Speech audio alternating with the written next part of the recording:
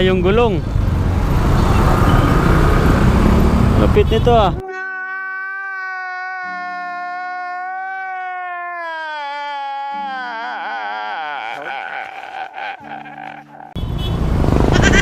Tanggal yung gulong. Di siguro naigpitan ng maayos yung ano, screw, yung tornilyo niya. Tumagi. Tanggal yung gulong mga ka-idol. Yung L3 akala ko flat. Ngayon ko lang nakita yung ganun ah. Tanggalan ng gulong ah.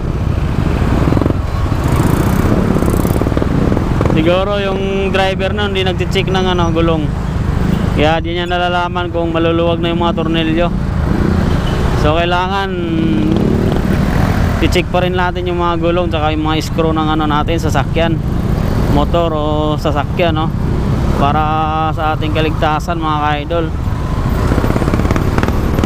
So buti walang na ano, walang na disgrasya, no?